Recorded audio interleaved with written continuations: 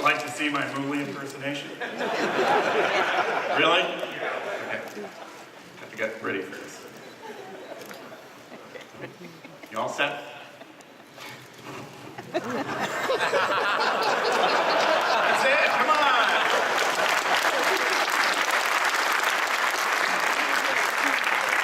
I don't know how many hours I practiced that. Okay. Lose the chapeau here, I don't know. We'll toss it to the camera crew. Thanks, everybody. Anyway, thank you. Welcome to day 3. Most of all, thanks for sticking around. I know for some of you that's not easy to spend the entire 3 days, or for some people even 4 days at IDF. So we're just delighted that you're here. And as Johan said, it's always it's our tradition on day 3 to talk about the future and what we see coming. It could be in the next few years, could be as much as the next 10 years. And in fact, today we'll actually look at developments both here and now and ones that will take the better part of the decade for us to achieve. This day actually has a certain significance, I think, to me, at least, and I think to the industry as well. It was 5 years ago today that I stood on this stage to give the opening keynote. I should note that's probably the first and last time I will give the opening keynote, unless something really untoward happens in Intel. It's usually the CEO thing, and I'm not vying for the CEO position, so have no fear. But it was my privilege 5 years ago today to introduce the Intel Core microarchitecture and to explain the reasons for Intel's move to multi-core architecture. And some of you, maybe more than a few of you, were here for that keynote and remember this slide. I think this was sort of the pivotal slide in the presentation where we talked about slightly slowing down a couple of cores to get a higher overall level of importance. So here we are 5 years later, and I thought this would be a particularly good time to assess the progress and the impact of multi-core, and more recently, many-core architecture. So that's our mission today, to take a look at where we've been and where we are and where we will be with multi-core and many-core technologies. We've come a very long way in those 5 years. I don't think any of us could have imagined in 2006 that we'd literally be talking about processors with certainly tens and maybe even hundreds of cores. It seems like cores just took off. 2 cores begat 4 cores, and 4 cores begat 8 cores, and now we're already just beginning the age of many core processors with many, many more cores to come. Some of these cores are different from one another, right? We're talking about heterogeneous multi-core systems. Some of them use specialized processors, like graphics processors, GPUs, to do certain parts of the workload. But soon, Intel will introduce its first general purpose many-core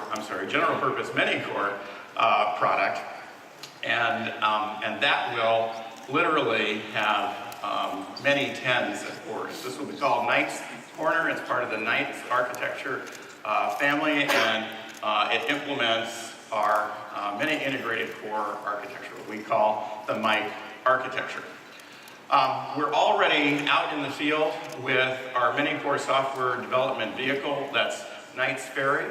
I'm sure some of you actually have Knight's Ferries in your lab and are getting the opportunity to take the architecture for a bit of a spin. So far, people are reporting great results, and most importantly for us, an easy transition from multi-core to many-core software. And that's fundamental to the Knight's family and the Mike architecture, is to deliver a very consistent programming model. If you're familiar with programming, let's say Xeon cores, it's a very easy step to programming the Mike cores. It's the familiar memory model, the familiar instruction set, albeit enhanced with some extraordinary amount of floating point power. I'll actually show you an example of that in just a moment. We've got a couple of nice ferry systems behind me, and we'll talk about that in some detail.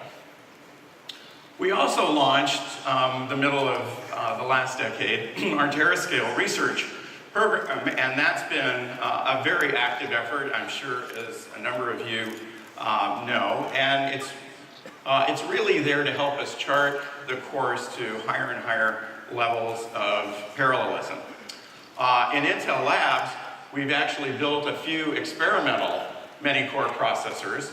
You may remember the 80-core processor, our teraflops processor we showed, I think in about 2007. And more recently, we talked about our 48-core single-chip cloud computer, which was intended to test out some ideas for what a future high core count server processor might look like, targeted at the large-scale IP data centers. We've even built a global research community around the SCC, and that community is called MARC, and there are literally hundreds and hundreds of researchers that are part of that community, and they're all working with the SCC. And we've been busy creating better tools and better methods for programming many-core architecture, and in fact, we'll show you probably the newest one of those today in just a little bit. What we're seeing in the lab, and this is research that we've done in our parallel research laboratory within Intel Labs, we've looked really at a very large number of problems that cross entirely different domains of computing. Most importantly, we haven't limited applications of the mic architecture to just technical applications, just HPC applications. You'll see all sorts of things on this list, and this list is by no means exhaustive. The reason I chose this graph to show you this morning is to show you the kind of scalability we're seeing from many cores. This has always been one of the big dreads, that we'll program up a few apps and they'll get a speed up of 3 or 4 or maybe 6 or 7, and then the lines will flatten out, and adding more cores won't increase performance at all. In fact, in some cases it may decrease performance. You can actually get speed down if you throw too many cores at a problem. But across this very large range of applications, we're seeing excellent scalability. In fact, I don't think there's anything on this chart that's seeing less than 30x scalability. You can see a number of those lines are close to the linear speed up line as well. So this has been very encouraging and has really given us a lot of confidence that people are going to be able to put this architecture to work and really take performance to newer and higher levels.